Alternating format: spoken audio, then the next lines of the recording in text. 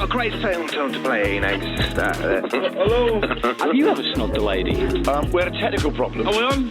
Yeah, we're on there. Can I swear? Shit! Madonna, Cher, Prince, they all got along fine with just being known by one name. And so did my guest on this episode of Crunch and Roll. So if you were listening to some of the UK's biggest station 10, 20 years ago, you'd have probably heard him. In fact, if you listened to any commercial station on a Sunday afternoon, you'd have definitely heard him because, well, he presented the charts. It's Lucio. He was radio royalty in the 2000s, working at Galaxy, Kerrang, XFM, Capital, Absolute. I mean, I could go on, but there'd be no point listening. But hang on a minute, we've not heard a peep from him in years. Where's he gone? Find out in this episode, along with how he came out on air, how he was once fired by an all-staff email, and which chart show he would have listened to. And the answer, it may surprise you. There's adult stories and strong language, so let's crunch and roll. Oh yeah. Lucio, how are you? Yeah, I'm very good. How are you? Yeah, I'm good. Thank you so much for doing Crunch and Roll. When I messaged you, I sensed that you were slightly reluctant to do this. Is that right? This is my first bit of radio, with inverted commas. Is podcasting radio? I don't really understand. Yeah, it's on a par, I guess. But yeah, this is the first thing I've done in probably about 10 years. 10 years? Yeah. It doesn't feel that long ago that I used to listen to you on the radio. Does it feel like it's 10? Do you miss it? Do I miss it? Sometimes. I think... it was kind of a backhanded compliment, which Andy Roberts is kind of famous for, if you know Andy Roberts, who was famously in charge of KISS for decades and decades and decades. When I was kind of fast approaching completely running out of stations to work at, he said to me at some awards thing, he said, your problem is you're a great presenter, but there just isn't a radio station that's right for you. What is that? How helpful is that? I took it as a compliment. Well, it's like a backhanded compliment, you know. Like, I mean, to get that many words out of Andy was a start, anyway. But yeah, I mean, I think that was the case. The problem is when people are like, "Do you want to go back to radio?" It's like, well, I'm not ruling it out, but I just, even now in the digital age where there's stations for everything, I haven't kind of found a station where I'm like, I really want to work there. Really? And I kind of feel that, I had lots to say in my 20s and 30s, and I've kind of said it all. And now, in the internet age, everybody can just say what they want online. And quite frankly, I'm kind of bored of listening to what people have to say, because most of it's not really worth listening to. So, it's like, why would people want to listen to me rant? It's kind of easier what I'm doing now. But I don't rule it out. But, I don't really have the big idea of what I'd want to do if I came back. And I think kind of the reason why I left radio, and I still haven't kind of thought of, right, if I did come back, if I did do some radio, what would that be? And it'd have to be something really big, and it'd have to be something really exciting, and it would have to be something that no one else is doing. And I haven't come up with that idea yet, but I'm not ruling it out. It might happen, but I haven't we've got an hour together. Who knows? We might come up with that format. Right, well, let's go right back to the start, because I was driving in this morning and I thought I know very little about you. And we'll get on to how much of a fan I was of you in a bit. Let's start with that. Let's start. No, we'll get on to that. But where are you from originally? So I was born in Kent, but then when I was about 1, I moved to Holland, to The Hague, and then moved back to the UK when I was 5. Grew up in Woking, which is just outside of London. Never liked Woking. Never liked Woking at all. And then the moment I had the chance to leave Woking at 18, went to uni. I went to Bradford Uni, and the reason was I was wanting to do environmental science, and there was only about 5 universities that you could do that course in, and I also wanted to do student radio, and Bradford had a really good student radio station called Ram Air. Right. Which I think nowadays is kind of barely functioning, and student radio has become a really big thing. But way back in 1993, there were only a few unis that had student radio, and Bradford was one of them. So I was like, well, I'll go there. Were you good on air to start? No, I was terrible. Right, good. It's absolutely good, awful. I wouldn't believe any of my guests who go, yeah, I was the absolute nuts from day one, because none of us were. Maybe Stephanie Hurst might have been. Because didn't she start at like 12 or something on Radio Air? She's coming up on this, and I think perhaps even younger than that. And she was great then. But yeah, no, you're absolutely right. No, it was awful because the thing that people don't realise is, right, you kind of have to practice how to speak. Does that make sense? No, absolutely. Because you listen back to yourself and you go, oh my God, I sound awful. So you kind of have to practice how to speak. You definitely have to practice how to laugh without sounding like an idiot on the radio. You have to think about what you're going to say before you say it, which is always a problem. And it's, even now for some presenters, you're like, what the hell are you talking about? Do you not even think this through? You had like a 3-minute song before then. You could have just thought about what you were going to say. But, it is a skill set and you need to learn it. And you kind of get there by messing up in every possible way. And then there'll be one day that you don't mess it up after trying whatever you're doing 1 billion times. And then you're like, oh yeah, that was maybe all right. Well, so you do student union in Bradford, and of course I've got your list of stations here. Yeah. And your first professional gig is the Pulse in Bradford. So how did you get from? Because not many people go from student to professional straight away. Our student radio station, Rammer, had a really good relationship with the Pulse. And they would always come to us. So, commercial radio, a lot of the adverts, especially back in the 90s, were always for, come to Huddersfield College. It's amazing. You'll have fun. So whenever they needed people to do those voiceovers, they would come to us at Ram Air and say, hey, can you guys come in and, voice this advert and we'll give you £2.50 or whatever. And here's an old reel-to-reel we don't use anymore. You can have that for your student station. And, here's a B-side of Erasure songs album that you can have as well. Great, thank you. So I kind of started from that. And then there was a guy called Matt Kane who got a job from Ram Air, our station at the Pulse. And then basically just like all of us at our student station that were serious about radio used to just bombard Steve Martin, who was the programme controller of the Pulse at the time, with countless tapes. And eventually I got asked to do an overnight show from just a one-off from 2 a.m. till 6. And then it started from there. Do you know, I started my professional career doing weekend overnights. And when you're doing weekend overnights, because nobody's listening, it's soul-destroying, isn't it? It really is. There's no one in the building. No. There's no one listening, apart from maybe, I don't know, because where did you start? Was it Viking? Viking, yeah. So I remember I went and did a kind of testing at Viking, and they never asked me back. And that was their loss. Their loss, mate. Well, no, I think we were really lucky actually in that part of the world, because living in Bradford, I could hear the Pulse out of the local stations, the Pulse Radio Air. We could hear Viking really clearly. We could hear Minster clearly. We could hear TFM clearly. And I think there was far more personality in Northern radio at the time than there was on stations in the southeast, excluding London.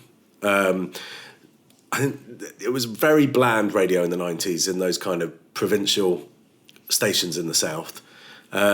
Whereas I think in the north, because it was the days before the internet, you could just get away with anything, because all the big kind of programme directors all lived down south, so they weren't listening. And quite frankly, and even half of the programme directors at the stations didn't live in the towns, because, if you were a programme director back in those days, that was, a pretty big gig. So why the hell would you want to live in Hull or Bradford? I mean, they didn't, did they? Two absolute dumps back in the 90s. They never listened. They'd kind of occasionally, like once a month or whatever, they'd kind of ask you to do a snoop. And in those days, you had to put your actual tape in the machine to do a snoop, if you remember. There was a snoop machine, you put your tape in, and you have to remember to record it, and then you'd quickly get rid of any of the shows that were either rubbish or that you'd said stuff that you didn't want them to hear, and then kind of be like your showstopper tape of what you thought or what you thought they wanted their station to sound like. I know that we've got a mutual friend of Mark Story. I say a friend. He's not a friend of mine. He's a previous boss of mine who I respect a lot, Mark Story. And I know he's friends with you, and I know he respects you. I remember, he'd come in to do Snoops occasionally, and he was like the group programme director. And you'd think, oh, no, so Mark's coming in today. Please, whatever he does, do not pick 7:30 till 8, because it was dog turd. And he had this amazing ability to always pick the half hour you didn't want him to listen to. It was just incredible. He was fantastic. Mark Story is the person that told me to come out on air. because I was doing a late night show on Hallam FM. This is kind of fast forwarding a few years, and whilst I wasn't not out, I wasn't pretending to be straight. I wasn't out. And Mark was listening to Snoop, and it was a talk show, and he was like, "You just need to come out." And I remember program director from Hallam was in there at the time, looking completely shocked that the group program director had told one of his presenters to be gay on air in Sheffield and Rotherham in the 90s.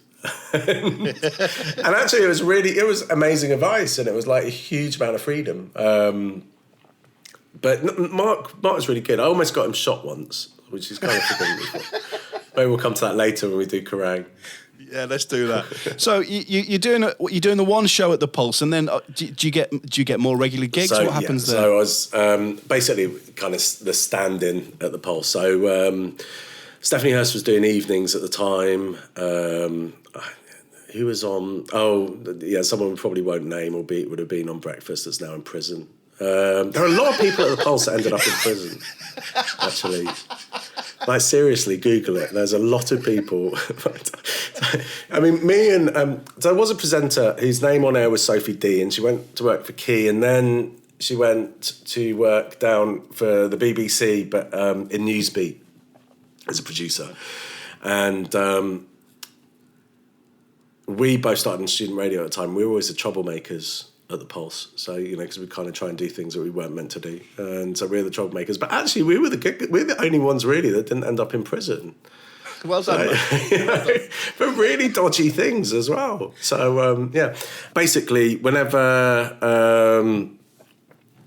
Stephanie was off, kind of cover the evening show or cover afternoon, it was just it's kind of random cover, and then I'd do I did West Yorkshire's new official countdown made up chart at 10 o'clock on Saturday morning. Wow! So obviously we're going to get onto because doing the chart is a hell of an achievement. So that was my first chart show. Wow! And then I remember starting being like, "How's the chart compiled?" We kind of just make it up. Back in the 90s, you just made stuff up. I mean, there was that big scandal, wasn't there, where they were like, apparently radio stations, when they say they picked caller number 5, haven't actually picked caller number 5. There was a big scandal, and it was because it implicated like the BBC, like every radio station. I think at that point, radio stopped making things up and kind of was like, oh no, like actually, if we say we're going for caller 5, it has to be caller 5, even if they're rubbish. And they've won 17 things so far today. Yeah, it has to be them, I'm afraid. Oh no. I remember answering the phones and going, "Can I just hear you scream before I let you know if you are lucky caller number 5?" And if they couldn't scream, I'd be like, "You're number 4. Let's go on." It was so awful, but it made great radio. So but yeah, so it's the made up chart, and then I did a new music show which is called The Edge, which is kind of indie and stuff on a Sunday evening, which I enjoyed. That was good fun because it's kind of a bit of free play in that. And I think after the first Ragels came out of West Yorkshire's new official countdown with Your Local Swimming Pool, I think it was sponsored with Your Local Swimming Pool was a sponsor, and it did really well. It was, I think, like it was either the top rated weekend show or one of the best rated shows on the station of the week. And I remember Steve Martin. Did you ever work with Steve Martin? No, I didn't know. He was one of those very weird people in radio. So no words, zero small talk, straight to the point. So your phone would ring. It's like, "Hi, Steve, Lucio, Steve Martin. Can you do drive time on Wednesday?" "Yeah, sure, Steve. Anything?" And that would be it. that would be the phone call. It's like, "Oh, well, nice speaking to you, Steve. Hope you're well." Steve Martin called his wife Denmark, right? That wasn't her name. She was Danish, but he would just refer to her as Denmark. Denmark's coming to the station tomorrow. Surely she's got. I have no idea what her name is. I just know her as Denmark because that's all he'd refer to her as. But it's just one of those kind of radio people. So yeah, he called me and he was like, "I'm so happy that I'm going to increase your show fee from £40 to £45," and I was over the moon. £45 a show, wow. I remember putting my first ever invoice in and feeling really scared to do so. I was like, somebody actually wants me to pay me to do this. I know. It just felt so surreal. So from the Pulse, you then go to Signal. Yeah, so at the time it was, I can't remember, maybe it was called the Radio Partnership. So it was effectively, I think EMAP had bought out the Metro Group, but there were certain stations they couldn't own because back then you had proper competition law, so you couldn't own too many stations in a patch, unlike now where you can just buy every station and turn it into the same station. So back then you couldn't do that. So the stations they couldn't own, the old Metro Group bosses, and a kind of bit of a staff buyout, they ended up with the Pulse and Signal and maybe some other stations that I can't remember. I think the Wave down on the south coast. And I was asked if I wanted to do the evening show on Signal Cheshire. And I can't remember the guy's name, but the managing director had come up from 2CR and he'd basically just stolen the GWR format and stripped the GWR format of any personality.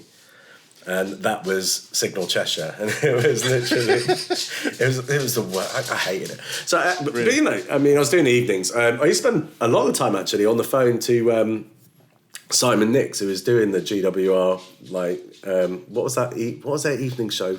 Core. The Core, that was it. And so we used to just, kind of be talking most nights, actually. But it was so bland. It was like play 4 songs that, were the same 4 songs you just played 10 minutes ago and then, do a 10-second speed link about how great Signal Cheshire was. So I really didn't like it. And then eventually I got sacked by the boss there and was very upset. It's the only time I cried on being sacked. Can you talk about why you got sacked? I just wasn't into it. I mean, I'd have sacked myself because I didn't really care. But it was the best thing that happened because I got a job on Galaxy. Wow. So, This is where I start to get quite excited by your career because, Pulse is a really good station. Signal I did breakfast for a few years. But obviously I was at Viking at the same time as you being at Galaxy 105. And although we were enemies... I wouldn't say we're enemies. Galaxy 105 was, at that time, was just an incredible station. It was amazing, wasn't it? So how did you get... So, because David Lloyd, who I love...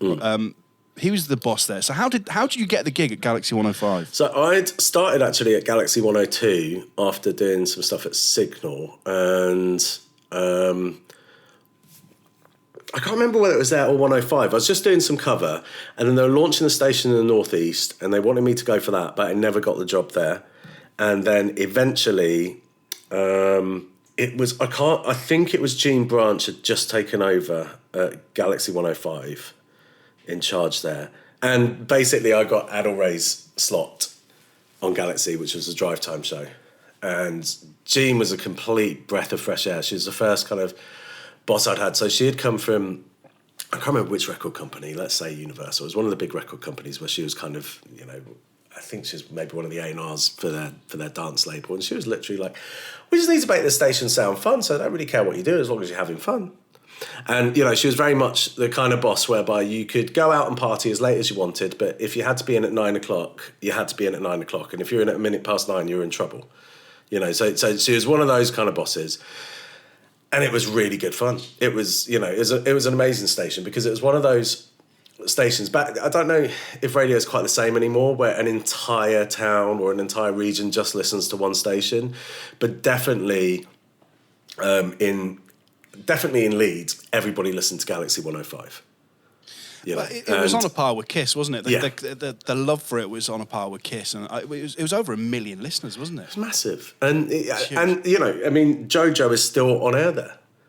So she was there on air day one when it was Kiss 105, and she's still on that station. Is it Capital now? Incredible. And, amazing. But the thing is, everybody knows, I kind of think if you're going to be a celebrity, you need to be a local celebrity where everybody... So in Leeds and Yorkshire, everybody knows who JoJo is, right? And you can't escape her laugh and everybody knows who she is. But if she goes to Manchester, no one has a clue. Amazing. And that's like the best of both worlds. Yeah. Fantastic. But, dip your toe in both worlds. There were just so many characters there, like Alex Pepper. Yeah, blimey, yeah. He did the evening show on Galaxy, and so they'd give him the playlist, obviously, and he would take maybe one song from the entire playlist and play, some hard trance remix of it that he'd found somewhere, and that would be him sticking to the playlist because, it was like, well, you know, you said I had to play Craig David, so that was it. That was the Craig David song that I played, and now I'm just going to play whatever I want. But, you know, he was huge. He was that show was absolutely massive, and, you know, it's absolutely right for that region. It probably wouldn't have worked in any other part of the country. Well, there's nothing wrong with commission per se. The dealer does a lot of work in order to... Well, I'm all for being open-minded, but I'm not all for discussing this live on air, thank you. We are profoundly sorry. This is when the fan bit comes in, Lucio. So you'll enjoy this bit. But obviously, we were doing breakfast on Viking, and you kept beating us on Radar in certain areas, which angered us all. But I remember I used to listen to you. I used to listen to the station. I thought the station was great. It just sounded massive. It sounded fun. I thought the music was great. I don't know if it was your type of music, but I loved it. And then I thought you were amazing on air. Thank you. You were doing it. This is how sad it is. Sounds like I'm getting emotional. I'm not. I've just got a cold. You were doing a gig at, I think the pub in Hull was called the Jazz Bar. Right. And I think you were doing your show live from there as well. And this is how much I loved you. And an anorak, I went on my own to go and watch you do the show. I just finished my breakfast show on Viking to go and then watch you do your show later on that day. Like, fanboy, properly. I was like, oh, it's amazing. You probably don't. You probably did so many live gigs. There were a lot. I don't remember that one in Hull. I remember going to Hull a bit, because that was the other thing with Galaxy. They would always, you know, the station really tried to serve its whole area, so it was based in Leeds, obviously, but you'd always be doing stuff in Sheffield and Bradford and Hull and York, and I don't remember that. I did almost have a Lisa I Answered moment in Ibiza, though. Oh, did you? Yes, with Galaxy. Tell me more. Well, we'd been out at Pasha. Joe Parkinson was out as well, who's now the head of, like, she does all the entertainment stuff for Bauer, and we'd been at Pasha. The whole team that was out had been at Pasha. We'd obviously stayed out very, very late, way past sunrise, and then I had to do my show, which is the afternoon show. I remember being dragged out of bed by Paul Emmons, who was like the assistant program controller at the time. He literally just threw me into my shower in my room, and, you know, was kind of bundled in a car to go to, I think we were doing it live from Mambo, or maybe Cafe Del Mar, but I think it was Mambo we were doing it live from. And just put a microphone in my hand. I don't really remember any of it, but I remember they made me record all my links after the first live link. and then eventually, you know, got back to Leeds, and there were just, every time I went out in Leeds, random people come up to me going, that was the funniest show ever. That was amazing. Your show in Ibiza. It sounded like you had great fun. But it's kind of exactly what the station wanted. You know, they didn't want you to go to Ibiza and be, you know, talking about farmers markets. So, no, it's great fun. All right, so Galaxy 105, and then how come you left Galaxy 105? So, it was basically money. Because they didn't really pay much. And did they not? No, it was, I'm trying to think. I think you ended up making a lot of money from doing gigs out and stuff like that. But on show fees, basically Hallam offered me double the money to come and do the late night talk show. Wow. And they asked me to sign the contract without speaking to Galaxy, and I kind of thought, oh, that's really bad. I should really speak to David. But I didn't. I just thought, I'll just go to Hallam. And also at the time they were applying for, there was a whole load of new applications coming in, and they were very much about, I think at the time, before it was Kerrang, they were going to do a K radio. It was going to be a kind of cross between Kiss and Kerrang. And so they were just wanting people in various places to maybe front that. And I remember years later speaking to David, like, I'm really sorry, I should have probably like come and spoken to you and asked for more money. And he was like, there's no way we'd have paid you anymore. We didn't have the budget. so, okay then. Oh, you were carrying that guilt for many years. Yeah. And also, I mean, there were some other things. So Andrew Jeffries had come in. He had taken control of Galaxy 105 with a format that I always had a love-hate relationship with Andrew. He got really good radio out of me, but I really, at the same time, hated working for him. But I liked him in a personal capacity. I didn't like him as my boss. So that was another reason for leaving. So I went to Hallam, did a late-night talk show, didn't really know what I was doing. But it was, I think, from going from Galaxy, where it's very much kind of crunch and roll links, 30-second links, to then having to actually fill kind of talking space for 3 hours every night. I mean, there was some music on the show, but there was a lot of freedom in the kind of music, and you could kind of do interviews. But it was a real development process, and there's still. The show is very touch and go. So some nights it would be great, other nights it'd be terrible, but there's still a lot of people from Sheffield that kind of come up to me if they see me and go, "Oh, I love that show." Like, especially I think if they were, if they were kind of high school, sixth form, college age, I think there's a bit of a cult following on the show for that, just because we'd do anything, really. It's a bit of a strange one, that, isn't it? So how did you? So somebody must have listened to you on Galaxy, doing those crunch and roll links, and gone, "Oh, he'd be great talking for a constant 3 hours." Well, it was Anthony Gay, who was in charge of Hallam at the time, like really nice guy. And actually they just, I'd say about the northern stations being a bit freer, they just gave me the freedom. They're like, 3 hours, do what you want. You can talk about politics one night, or you can talk about, get bands on, interview them, you can mess around with just, stupid ridiculousness. And it was a mixture of all those things. Did you enjoy doing that? I enjoyed it all apart from the time. I hated working from 10 till 1 at night. I was in my mid-20s. I wanted to go out. And you can't really do that if you're, Monday to Thursday on the radio from 10 till 1. But Hallam was fun at the time. But it wasn't quite the same as Galaxy. It was... I think the thing with Galaxy, and this happened again at Kerrang, was you had a whole load of people that were all the same age in the same city, and most of us in kind of flat shares with each other, just going out constantly, and it was really good fun. Hallam wasn't quite like that because it was much more of an established station, so a lot of people that had just been there for a lot longer, and it was probably a bit more transient in its own way. But it was still fun. There was still a lot of good people there, but it was a real development time, and it was a real. I think that my style changed quite a lot there. That I was able to become a much better presenter, just through having that freedom to just talk. I miss those days of when the priority was, can I still go out and get pissed? Yes. I miss those days. I can't do it anymore. I mean, A, for my work, but also because I just can't survive the next day. Hangovers are terrible. Now, we're moving on to some big hitters now. And I'm not knocking, obviously Galaxy 105 was a huge station, the biggest outside of London, and Hallam and Signal and Pulse, brilliant. But you go to Kerrang. Yeah. And we've spoken to a couple of people who have been part of Kerrang on Crunch and Roll. Some amazing stories. And that was also, that was an incredible station as well, wasn't it? I had been doing the Kerrang show. So one of the shows I did on Hallam when I was at Hallam was the Kerrang show. And it was syndicated across all the EMAP big city stations. Though Key sometimes did take it and sometimes didn't, which was always a bit interesting. But, because they were Key, they could do their own thing. But then obviously when the Kerrang station started, they appointed Andrew Jeffries as programme director. So I was like, what the fuck? God.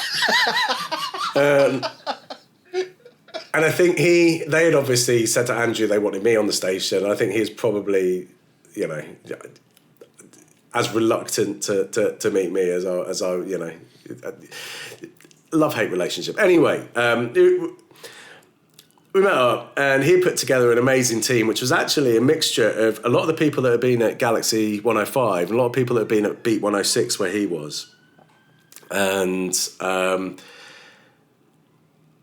again, he was just like, yeah, we're just gonna do what we want. We don't care. We'd play songs with swear words in. As long as it wasn't in when kids were listening, so like school drive time, we'd play the swear versions of songs. We're just going to play, an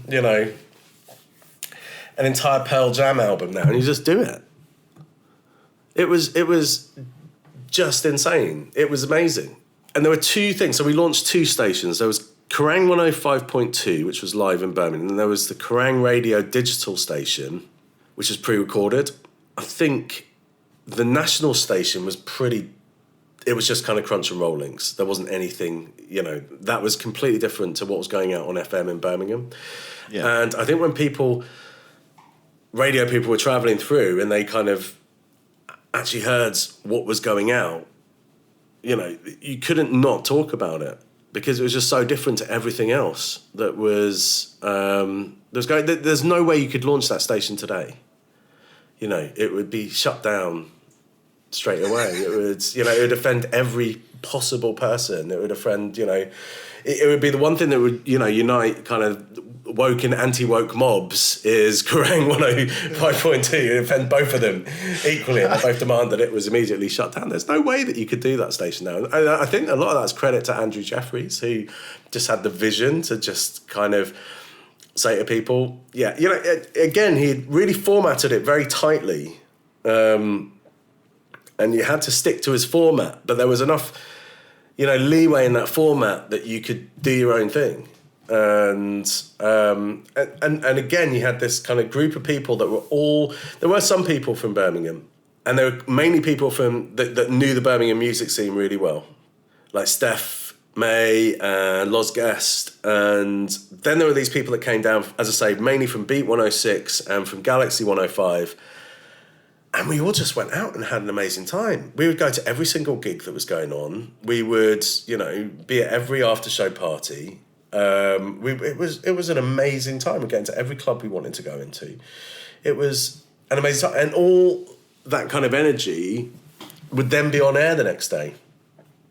So it was huge. And I think it was something that will never be repeated. I always remember... at the EMAP Awards, that all the other tables were dressed very smartly, drinking quite, civilly, and then you'd look over to the Kerrang table, and it was just an absolute mess. Like, people, you lot just didn't have suits on. You had your exactly. trainers. Do you know what I mean? And Tim would go up there with a dildo if he won an award. It was just like the Kerrang rabble at the corner, and you would always put you all in the corner because they knew you were going to be a nightmare. Yeah, no, it was good fun. I don't think that you could get away with that today. I don't think that any of that station would survive in any way today. And I think that's probably sad, but it was of a space and time, and what is it now? I think it's Greatest Hits radio on that frequency, so very different. Yeah, very, very different. Yeah, and obviously we mentioned this at the top of the pod, but Mark Story, you nearly got him shot. Yes, So we were out. So they were having one of their management away days in Birmingham, where all the EMAP managers had kind of come up to Birmingham, and then they were all just really drunk. And then Mark texted me saying, "Let's go out drinking." So I kind of went out, and then we ended up in some pub. And I'd been out at a gig before, so I was very drunk at the time. And then in some pub in a kind of gay village in Birmingham, and it was just some pub on the periphery, and I can't even remember. It wasn't one that I ever normally went into, but it was something like a Tuesday night, so we were just going round. And then, apparently, I don't really remember any of this, but I was being larried to some guy, and then Mark dragged me out of the pub and was like, he literally opened his coat and he had a gun. And I was like, oh, I didn't see that. He's like, yeah, that's why I dragged you out of the pub. Like, you're being really obnoxious to him. It's like me, obnoxious to people in my 20s. No, I don't believe that. So almost got my group programme director shot in Birmingham and myself. But, well done, Lucio. That's incredible. We're having a party. All right, so let's move on to the next station. So, again, another big hitter. You moved from Kerrang to XFM. Yes. So I had won the Sony Gold for Best Daily Music Show at Kerrang. And then about 2 days later, I signed a contract with XFM. I think it was a love-hate relationship with Andrew Jeffries because I think I was asking to not have to do a weekend show. Obviously have more money, but also not have to do a weekend show. And he was holding out saying no, he wanted me to do the weekend show as well. And so, we're just kind of holding out till the end of the contract. And then all of a sudden, there were some changes at XFM. I think Christian had gone to Virgin at the time from Breakfast, and Andy Ashton called me up and said, have you signed for XF? Have you renewed your contract to Kerrang yet? I was like, no. He was like, don't do it. Come down to London, meet me. And so I went down to London, and then they were like, yeah, we'll sign you up. We don't quite know what we're doing yet, but Christian's leaving.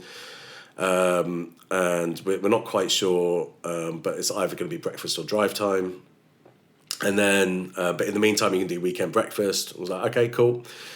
So went down to London. It was pretty much overnight. It was, 1 minute I was kind of on Kerrang and absolutely having an amazing time. And then, got offered the dream job in London. In the end, the way it worked out was Lauren took over breakfast. I ended up on the drive time show, and I think that was probably at XFM was the best radio I ever did. And that drive time show was absolutely fantastic. And I think that the skills I'd kind of honed, especially from all the stations before, but especially the kind of I think probably the Pulse is in there. I think all the stations as well. I was just absolutely ready for it. And, the radio I was doing was fantastic. I'd obviously just won the Sony Gold Award. Oh, you haven't mentioned that, Lucio. What are they called now? It's sponsored by someone else, isn't it? Oh, God knows. Typhoon. I'm not sure. Yeah, anyway. So I'd won the Sony Gold Award for Best Daily Music Show. And it was amazing. I worked with a fantastic producer called Paul Raffaelli. Paul was a fantastic producer, and we just clicked really well. And produced some amazing content. And unfortunately, it didn't last very long because the powers that be at GCAP at the time had some bizarre idea of, I don't know, they were cost saving, I think. And so they were going to kind of strip XFM completely back. And they wanted me to be on Capital, so I got offered the job at Capital. I don't think I was on XFM for a year. I don't think it was a year, but it was a fantastic show. It was a great show. And then I got offered the job at Capital. Well, it's not a bad move, is it? Yeah. I mean, there was a station I've grown up listening to, really. Well, I was going to say, for most people in the industry, Capital was, apart from Radio 1, that was the place to try and aim for, wasn't it? So you did it. How did that feel? Nerve-wracking. Absolutely nerve-wracking. And I never really relaxed. So the problem with Capital was that for years and years it had been in decline. No one quite knew what to do with it. And there was a huge amount of pressure on everybody that was there. But I think they tried to relaunch it and make it a kind of soft AC station before I started. And it was an abject failure. And they wanted to kind of push it the other way and make it, proper CHR again. And so that was kind of part of the deal of me moving over at the time. And actually, the people that were there at the time, we turned it round a bit. Not to the extent that they did afterwards. We kind of turned the tanker around, as it were. We'd gone from like permanent decline into, suddenly starting to grow again. But there was huge amounts of pressure at Capital. So I never really enjoyed Capital until I realised they were going to sack me. And then I had a really good time there for about 6 months because it kind of took the pressure off. So is this the moment where you found out you were getting binned via an email? Is that God, so there was loads of stuff that happened. I mean, there was the famous... So when I got taken off drive time, I was doing drive time, and they put me to evenings, and there was an all-staff email that said that they were replacing me, Friends of the Stars, in brackets, Mika, with this other presenter who I won't name, because he didn't do anything wrong. And then in brackets, Ladies Man. Oh. And this was sent by the group programme director at the time to all staff, in not just Capital, but the entire, Thanks, Lucio. Thanks for everything you've done. I can't even be asked to speak to your face. I'm just going to do staff all email. That was the email that was sent out. And there was kind of, bits of that. But then when we kind of got to the evening show, I was working with Bethan Davis, who used to produce loads of big shows at Capital and Radio 1. I think she used to produce some of the Top of the Pop stuff. And we eventually ended up with a really good show. So Matt Devison was also in the production team, who's now, I think, in charge of Radio X. Tyler Cranes, who's now doing loads of stuff at Spotify, was there. It was a really, like on the evening show, you know, despite the email that was sent round, they put a lot of resource into it. And there was, you know, and we produced, I think, eventually, we ended up with a really good sounding show. And I've still got some stuff from there, which I occasionally listen back to. And I think, actually, that was really good. But most of that was happening after I knew they were getting rid of me. And I think it was about 9 months I knew that I was going to be gone. And part of that was because initially they'd only offered me a contract for about 3 months. They wanted to extend my contract for 3 months. And I was like, no, it's like, I'm not going to do that. Why do they do that? I mean, how do they expect people to be happy with, like, no, I'm going to give you 3 months? No, I was like, no, I'll go to... And I literally got that down to the wire. And then eventually, about the day before my contract expired, the boss, who shall remain nameless at the time, said, okay, I'm going to offer you a year. But I knew that year probably wouldn't last a year, if that made sense. Because I thought, you know, you're just not ready to relaunch your station yet. Because this was a time when the rich boy that bought all the radio things that I'd have zero time for. Daddy, I don't know what to do in my life. Buy me lots of radio stations. Come on, you won the horses. And that's basically what happened. And I never got on with them. I mean, I used to do links on Capital about how, like, if I was super rich, there's no way I'd buy a yacht. I'd want to buy a sailboat. Because, like, why do you want a big yacht? They're ostentatious. Knowing that he was on his yacht at the time in Monaco. They kind of do links like that the day he got back. So maybe it's not entirely surprising that he sacked me. I wonder why. But, you know. Now, obviously, we've not mentioned the Hit 40 UK. Yes. I mean, you did the chart, Lucio. Yeah. Do you enjoy doing that? Yes, I love doing the chart show. Mainly because... So you said you'd spoken to... was it Joel Ross you spoke to? Joel Ross, yeah. Yeah, so JK and Joel were doing the chart show on Radio 1. Obviously, I knew JK and Joel back from... Because they were at Viking FM back in the day, so I knew them. And then I think they went to Key 103. Did they do Key 103 before Radio 1? That's right. Yes. So I'd known them for years. And obviously when I got the chart show, it's gone chat to them going... And, you know, we were kind of ribbing each other about... They were going, oh, your chart show's made up. So it doesn't matter, we're still going to beat you, you know. You got the official chart, no one's going to listen. I think something else had started producing it, and I think before I took over, it was only on I don't think the Bauer stations were taking it. I think they had done their own chart. So it was on like GCAP and other groups, whatever other groups there were, but Bauer did their own chart. Anyway, when I took over the chart, Bauer agreed that they'd then come back into Hit 40 UK. So we were a proper national commercial radio chart. I remember sitting down with Simon Long, who I loved to bits, who obviously used to work at KISS, but was working for something else at the time. He was in charge of like exec producing the show. And so we were kind of sat down, what can we do? And we were like, well, we can only play the official top 10, but there is nothing stopping us playing it first. So we decided that our big thing would be that we would play the official number 1 first. So it didn't matter that the numbers 40 to 11 were essentially made up because it was sales and airplay. Yeah. But we had the official top 10, and there was no stipulation that we had to play it after Radio 1. So we decided that we'd kind of tweak it so that at the end of our chart show, we'd have 3 songs that would be our predictions for future Hit 40 UK, big hits. Yeah. So that we were playing the number 1 essentially 10 minutes before Radio 1. And I remember the lot of first time we did it, we were monitoring Radio 1, and their poor producer.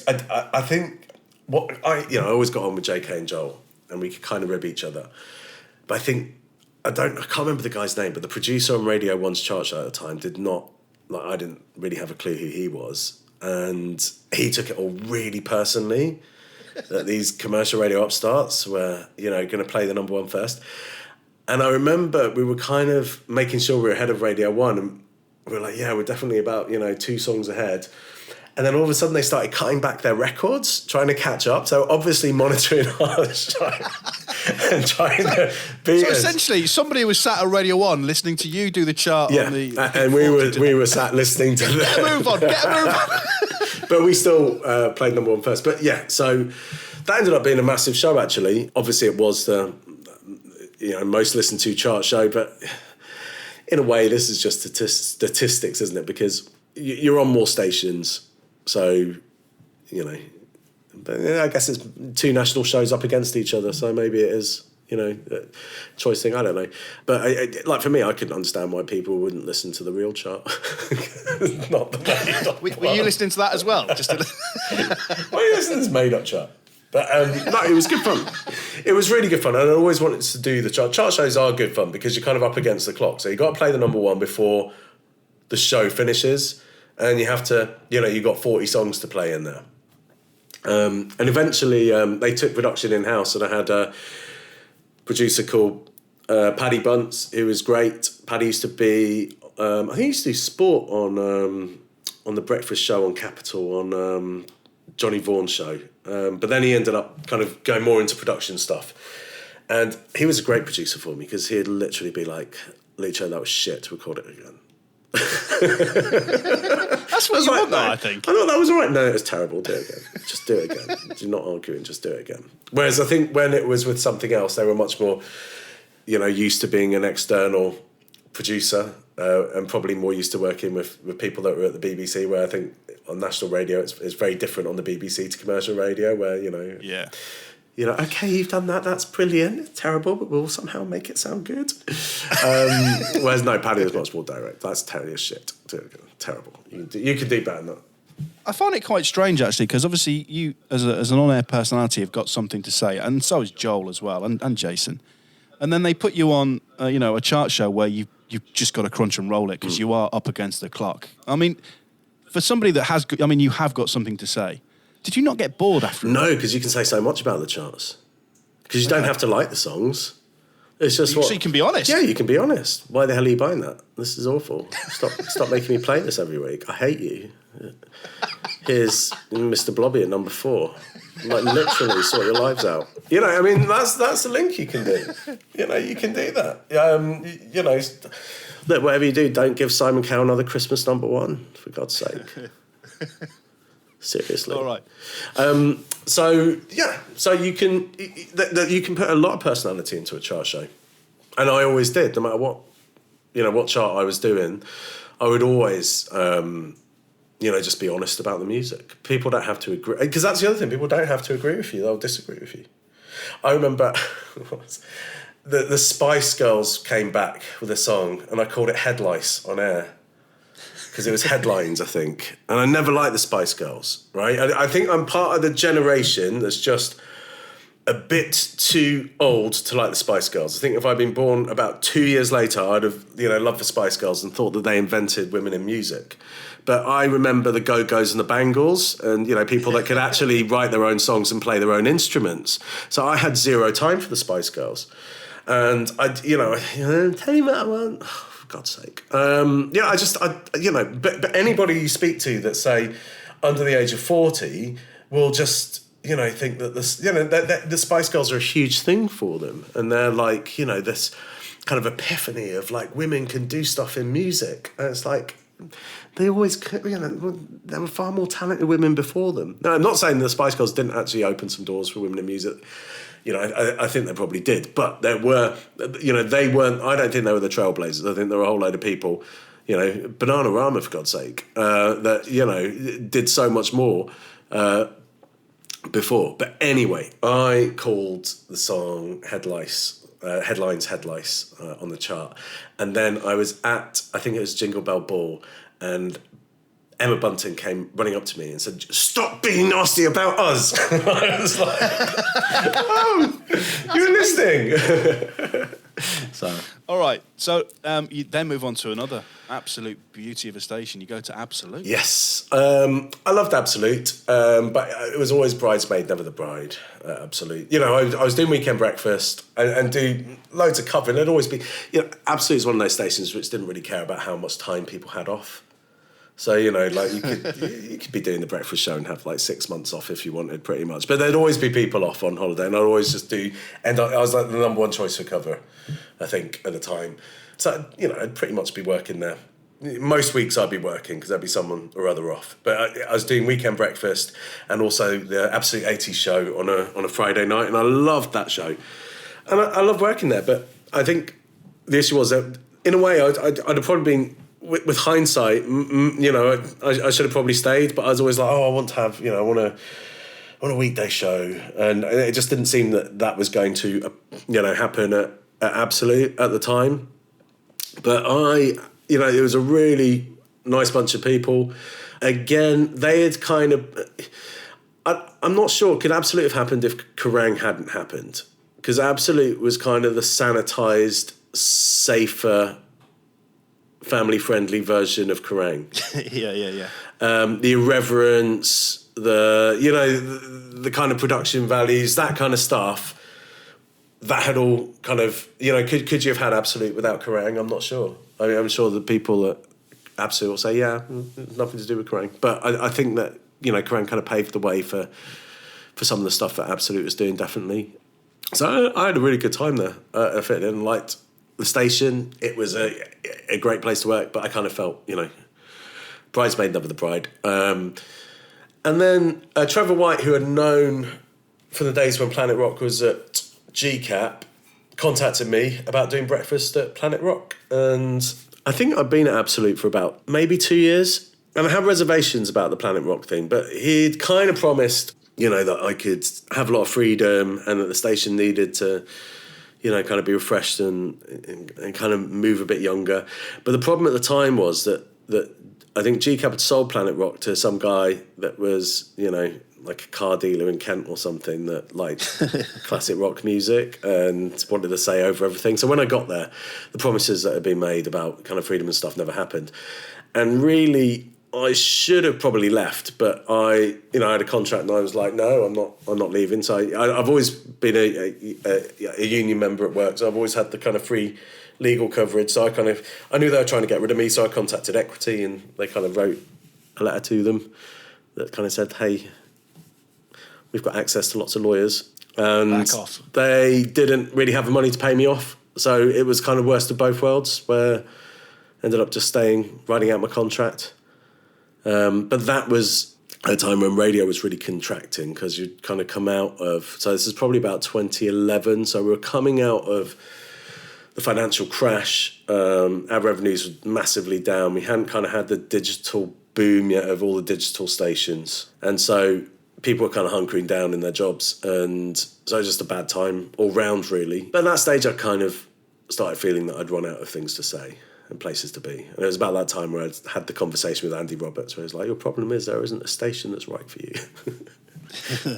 Well, I mean, but it's probably true. I think that, you know, it was a good run. And I always say, I think it's kind of cool to be a DJ in your 20s and 30s, less so in your 40s and 50s, but then it starts to get cool again in your 60s. So... have you ever spoken about your career to anybody before? Is this the first time you've talked about it? No, this is probably the first time, actually. So, I mean, when you reflect on it, I mean, I know I messaged you earlier in the week and I said, just send me the list of stations. When you sat there and wrote them down, you must be over the moon of what you've achieved. Yeah, I think it's huge. Like, when I was I went to uni because there was a student radio station there, and I just thought, it'd be fun to do student radio.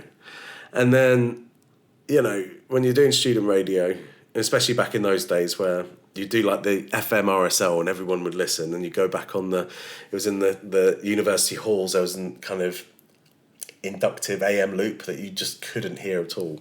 You know, this is the days before the internet, really. So like, to be on a proper station, that was, you know, the aim. And I guess I always just aimed for the next step, if that made sense. So what's the next step? And then eventually I'd get there.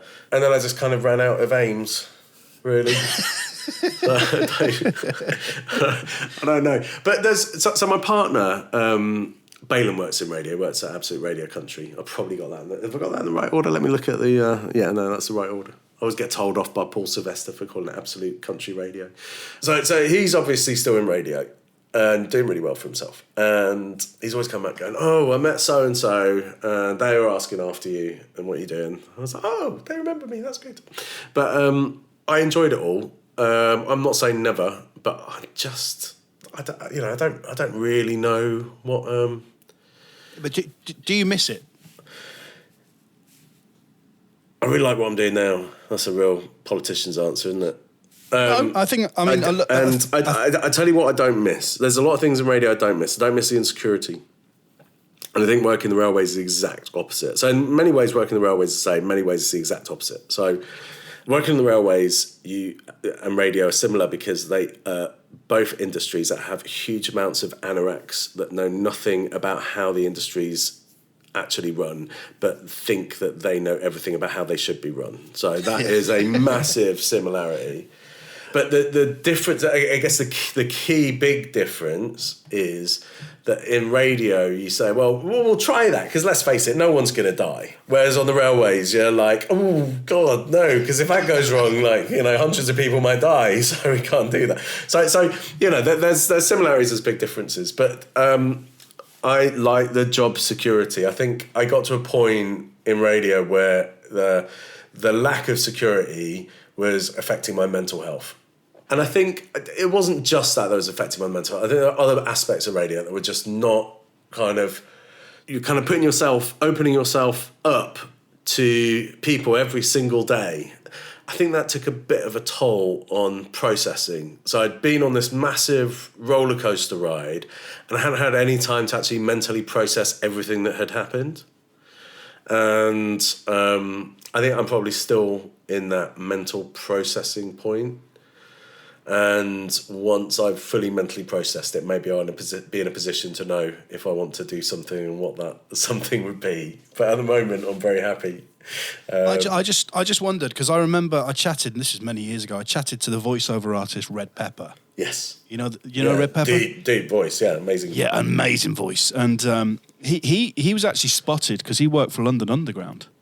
And right. he was the guy who said the next station is... Yeah. And someone heard that and went, you should be a voiceover. I just wondered, now that you've got an amazing job now. You drive trains. Do you ever have the urge just to pick up that microphone? What, while driving the train? Just to do one link. Just a little crunch and roll. Coming up next, Slough. No. I think there's a very different mindset to working on the railways to radio. And on the railways, there's a whole load of rules and regulations that make sense for me to stick to because they're about safety and they're about reducing the chances of, killing and maiming people. Whereas on radio, what I found frustrating was that there were lots of rules and regulations, but they weren't necessary because ultimately it didn't matter because no one's going to die. And I think that in my head, I can understand people telling you not to do something if it because I guess if a speed limit's 60, then I should stick to 60, because if I don't stick to 60, then the train could come flying off the rails. That makes sense. That. There's a rule there. There's do this because of this, If you're going to get on the track, get a line block. That makes sense because I don't want to get run over by a train. Whereas on radio, it's like, no, that link should have been 20 seconds long and you're 25 seconds long. Yeah, but it was a really good link. No, but it should have been 20 seconds long and you made it 25. Well, shut the fuck up. It doesn't fucking matter. And I think I haven't quite got over that yet. So, yeah, when, I'm not saying never, but as I said, maybe one day in this digital age, what's Andy Roberts doing now? Maybe he'll invent a radio station for me. Who knows? Well, there'll be someone else I can fall out with in the future. Listen, thank you so much for doing Thank you, Foxy. It's good great seeing on you air. again. And you've got an amazing CV. So whilst you're driving that train, be proud of what you've achieved. It's incredible. You've done what most people would dream of doing. So that's something, isn't it? And didn't you win a Sony as well? You didn't mention. I won a Sony Gold. Yes. No, I definitely did. I won a Sony Gold. I don't think I ever won an EMAP award though. Oh, so I've won a few of them. Well, so there we go. So Well, listen, Lucio. Before we always ask our guests to finish the podcast. Have you ever done any voiceover work? Oh my God! Right. So I had the chance of being an egg in a government safety campaign in 2010, and I think it was for telly, and it was going to be like 10 grand. I was like, this is amazing. I just had to be an egg.